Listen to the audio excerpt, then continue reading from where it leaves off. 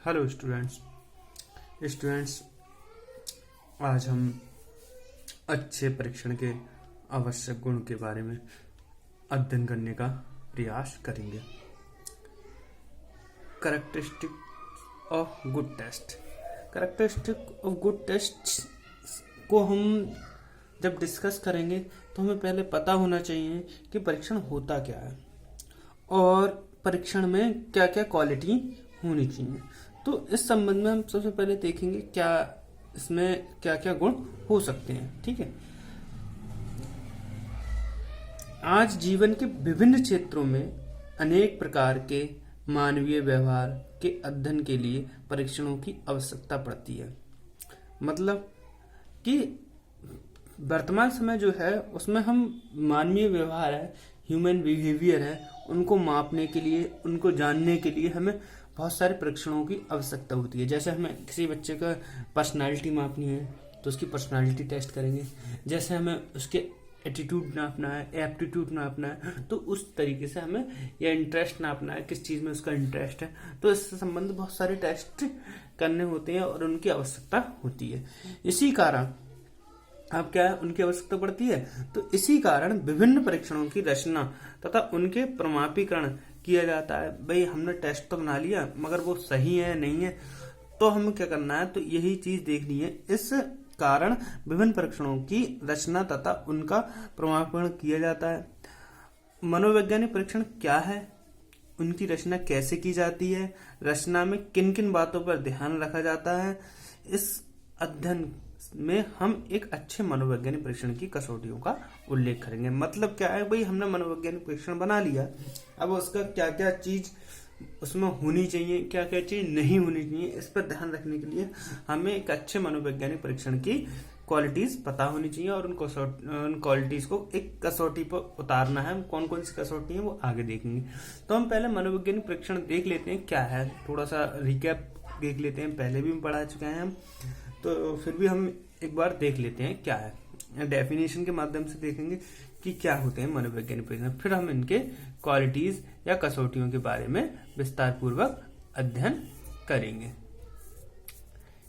Students, एक मनोवैज्ञानिक परीक्षण निश्चित रूप से व्यवहार के न्यायादर्श का प्रमाणीकृत और वस्तुगत मापन है।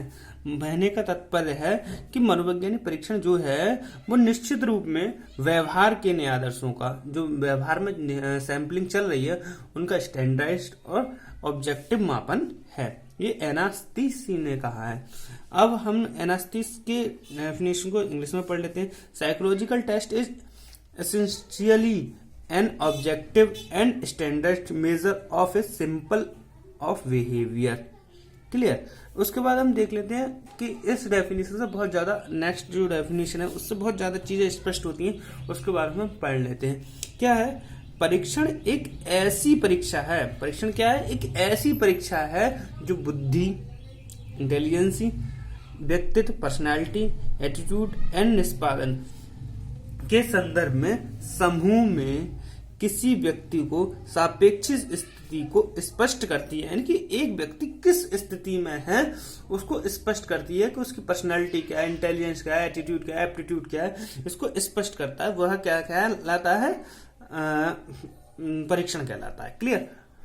अब हम इसे देख लेते हैं। Test is an experience of relevel the relative standing of an individual in the group with the respect to intelligence, personality, aptitude और achievement।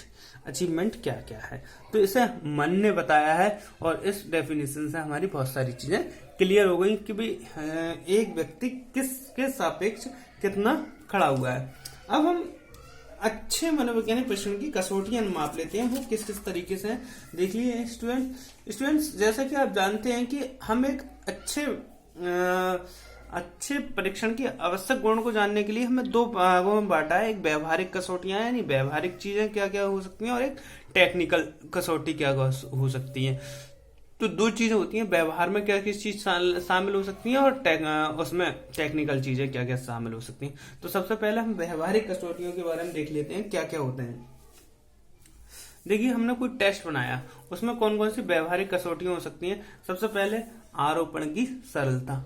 आरोपण की सरलता से तात्पर्य क्या है कि अभी हमने कोई टेस्ट बनाया, उसको आरोपण मतलब कहा जाए एसेस ऑफ एप्लीकेशन में, जो हमने एप्लीकेशन है या उसे है जो टेस्ट है उसको हम किस तरीके से कितनी सरलता से उसे हल करा रहे हैं। तो इस प्रकार की जो कसौटी है या व्यवहार है वो पहला आ जाता है कि भाई व्यवहारिक कसौटी है, कितने सरल तरीका से हम उसको प्रेजेंट कर सकते हैं। उसके बाद आ जाता है समय। देखिए कोई भी टेस्ट जो है एक स्टैंडर्ड समय में होना चाहिए, ना ही इसे बहुत शॉर्ट टर्म में किया जाए और ना ही कोई बहुत ज्यादा लॉन्ग टर्म में किया जाए। तो समय की जो हो स्टैंडर्ड समय हो। जैसे हम बताते हैं कि भाई हमारा मन जो है क्षणिक होता है, मन जो है क्षणिक होता है, कभी तो हमारा मन अच्छे तरीके से काम कर रहा है, कभी नहीं करता है। तो मान लीजिए हमने क्षणिक रूप में, तो उसका क्या हो सकता है वो उस टेस्ट पर ज्यादा प्रभावी हो जाए और लंबे समय तक वो बोर होने लगे। तो समय इस तरीके का हो, स्टैंडर्ड हो, ना ज्यादा हो और ना कम हो, टेस्ट के हिसाब से हो। जैसे हम देखते हैं कि भाई जैसे हमने अभी नॉर्मली देखते हैं जब हम ग्रेजुएशन का पेपर देते हैं 3 घंटे का समय होता है, तो एक स्टैंडर्ड समय है। अब वही चीज हम 4 घंटे में करें तो हम बोर होने लगते हैं, बल्कि 2.5 घंटे के बाद बोर होने लगते हैं। और यही टेस्ट हमारा 1 घंटे का हो जाए तो हमें लिखने का समय नहीं मिलेगा। तो टाइम के बहुत ज्यादा मैनेजमेंट। कीमत, भाई हमने कोई परीक्षण बनाया तो वो ज्यादा एक्सपेंसेस ना हो। एक्सपेंसेस ज्यादा होने से हर एक व्यक्ति इस पे अप्लाई नहीं कर सकता है, कर नहीं सकता। तो इसकी कीमत पर भी विशेष ध्यान रखना चाहिए। भाई हमारी जो परीक्षण है वो कीमत में कॉस्टली ना हो, सफिशिएंट हो। उद्देश्य, भाई हम जिस पर्पज से हमने टेस्ट बनाया है वो टेस्ट उस उद्देश्य की पूर्ति करता है या नहीं, इस बात को निश्चित कर लेना ही टेस्ट में माना जाता है। फलांक सार्थकता, मीनिंग फ्लुएंस ऑफ स्कोर। भाई हमने कोई जो परीक्षण है उसका जो फलांक है तो मीनिंगफुल हो, फुलनेस हो, और उसके जो स्कोर है उसका कोई ना कोई मीन आ रहा हो, उसका अर्थ आ रहा हो। तो ये हमारा इस पर डिपेंड करता है। ग्रह्यता, ग्रह्यता एक्सपेंटिबल कह सकते हैं हम, एक्सपेंटिबिलिटी। जब हम कोई टेस्ट करते हैं तो वो सब लोग ग्रह करे, मतलब एक्सेप्ट कर सकते हो ऐसा टेस्ट हो। ऐसा ना हो कि कुछ लोग इसे एक्सेप्ट कर रहे हैं, कुछ लोग नहीं एक्सेप्ट कर रहे हैं। तो व्यवहार में वो टेस्ट को सभी लोग एक्सेप्ट कर सके। टेस्ट में ये गुण होने अति आवश्यक है। अब बात करते हैं फलांक की सरलता। फलांक की सरलता क्या होती है? ऐसे of scoring, easy of scoring. तो जो हमारा फलांक है वो कोई भी एक मनोवैज्ञानिक परीक्षण हो सकता है, और वो परीक्षण हमारा जो है इस तरीके से हो कि जैसे सब लोग इसके जो कहा जाए जो स्कोरिंग हो वो सरल हो। इससे मतलब इतना टेक्निकल ना हो कि जिससे बहुत ही ज्यादा योग्य और प्रशिक्षित व्यक्ति कर सके। थोड़े प्रशिक्षण के माध्यम से ही उसका स्कोरिंग की जा सके। ऐसा ना हो कि भाई हमें इसके लिए विशेषता की प्रकाशता पर पहुंचना पड़े। ठीक है, तो हम जैसे मान लो किसी चीज को हम टेस्ट अप्लाई कर रहे हैं और उस टेस्ट को समझा दें तो कोई भी व्यक्ति उसे कर सके। व्याख्या की सरलता, भाई जब हम कोई परीक्षण कर रहे हैं तो उसकी जो भी व्याख्या आए, मतलब कि अच्छा है, इसका रिजल्ट ऐसा है, या ये रिजल्ट इस तरीके से अपनी योग्यता प्रस्तुत करता है। जैसे मान लो हम इंटेलिजेंस नाप रहे हैं तो इंटेलिजेंस में हमारा आईक्यू लेवल कितना आ रहा है, तो इससे हमें पता चल जाए उच्च है। जैसे हम देख लेते हैं आईक्यू लेवल 120 आता है तो देखते हैं बहुत ज्यादा इंटेलिजेंट उच्च श्रेणी का बच्चा है, और 120 से नीचे आ रहा है तो हम सामान्य बताते हैं 190 से 120 तक, 110 तक। तो और 100 उससे नीचे जाता है तो हम बता देते हैं कि भाई हमारे जो इंटेलिजेंस है वो कम है। तो हम इस तरीके की भी चीज हम व्याख्या कर सकें। उसके बाद आ जाता है टेक्निकल कसौटियां। टेक्निकल कसौटियां क्या होती हैं? यानी कि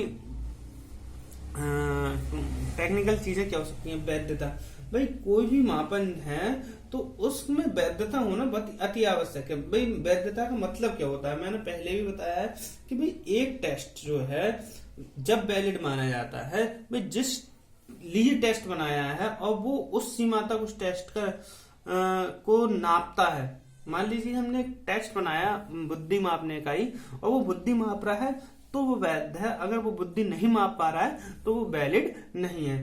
तो हम कह सकते हैं कि वैध क्या परीक्षण क्या है, वैध परीक्षण क्या होता क्या है। किसी भी परीक्षण की वैधता उसकी यह सीमा है जिस सीमा तक वह वही मापता है जिसके लिए उसका निर्माण किया गया हो। भाई हम जो वैधता है भाई जिसके लिए निर्माण किया गया है और वो वह नाप रहा है तो वो क्या है, वैलिड है। उसके बाद हम देख लेते हैं विश्वसनीयता। विश्वसनीयता क्या होती है, विश्वसनीयता के बारे में बात करें तो हम कहा है रिलायबिलिटी की बात करते हैं, तो हम टेस्ट है भाई, हम टेस्ट को क्यों जैसे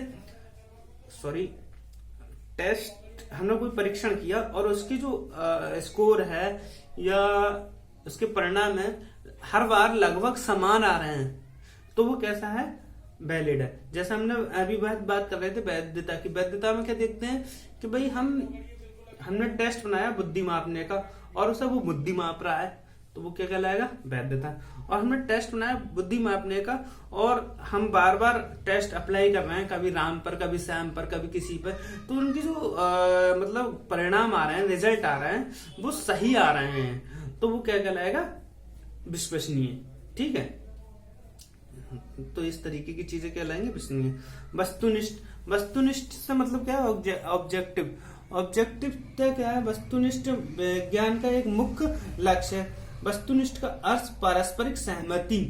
पूर्ण रूप से वस्तुनिष्ठ परीक्षण वह है जिसमें निष्पादन को देखकर कोई भी निर्णय एक ही निर्णय में पहुंच जाए। यानी कि भाई कोई भी व्यक्ति उसका जब रिजल्ट आए तो सब लोग उस पर निष्कर्ष पर पहुंच जाए, ये कैसा है, सही है, गलत है, या परीक्षार्थी ने कोई गलती की है, या परीक्षार्थी इंटेलिजेंट है या नहीं है। तो उसके जो वस्तु ऑब्जेक्टिवनेस ये होती है। उसके बाद आती है विभेदीकरण। विभेदीकरण क्या है, एक परीक्षण तभी विभेदीकरण होता है जब वह निष्पत्ति यानी खत्म हो जाए कि और उत्पर्जन के अंतर को पता लगाकर उसे सुयोग और अयोग्य छात्रों में भेद कर सके। यानी कि भाई हमने विभेद करना है, टेस्ट ये बता सके राम इंटेलिजेंट है, श्याम इंटेलिजेंट नहीं है, या श्याम इंटेलिजेंट है, राम इंटेलिजेंट नहीं, तो विभेद करने वाला टेस्ट होना चाहिए। उसके बाद आ जाती है प्रमापीकरण। प्रमापीकरण से तात्पर्य ऐसे परीक्षण से है जिसमें परीक्षण की विधि हो, उसमें यंत्र हो, मतलब एक निश्चित यंत्र हो, निश्चित विधि हो, निश्चित प्रविधि हो, तो वो क्या बुलाता है, स्टैंडर्डाइज्ड। और इसके में नॉर्म्स क्या होते हैं, भाई हमने तो स्टैंडर्ड की बात करी तो इसमें निश्चित गुण थे, निश्चित वो थे। नॉर्म्स क्या है, भाई हमने टेस्ट बनाया है मान लो 10 साल तक के बच्चे के लिए, आप वो अप्लाई कर रहे हो 20 साल के बच्चे पे, तो वो नॉर्म्स नहीं आते हैं। तो नॉर्म्स की बात करते हैं, भाई हमने टेस्ट बनाया 10 साल के बच्चे को, तो ये नॉर्म्स हो गए। या फिर ग्रामीण क्षेत्रों के लिए बनाया है टेस्ट, तो ग्रामीण क्षेत्र के ही बच्चे हों, तो ये नॉर्म्स हो गए। उसके बाद होती है व्यापकता। भाई हमने ये जो टेस्ट है वो हमें इस तरीके से होना चाहिए, कम्प्रीहेंसिवनेस होना चाहिए कि जो टेस्ट है वो सभी जगह अप्लाई हो सके, व्यापकता हो। Thank you very much students. जैसे कि आप जानते हैं हमने अभी दोनों तरीके की कसौटियां देखी कि भाई इसमें क्या था, व्यावहारिक कसौटियां थी और टेक्निकल कसौटियां थी। हमने व्यावहारिक कसौटियों के बारे में तो ये इसी तरीके से हो गई। अब हम भविष्य में पढ़ेंगे तो इसका अलग चैप्टर हो जाएगा, वैधता का, विश्वसनीयता का अलग चैप्टर हो जाएगा, विभेदीकरण का अलग चैप्टर हो जाएगा। तो इन चैप्टर्स के बारे में विस्तार पूर्वक हम अध्ययन करेंगे। ठीक है, okay, thank you very much.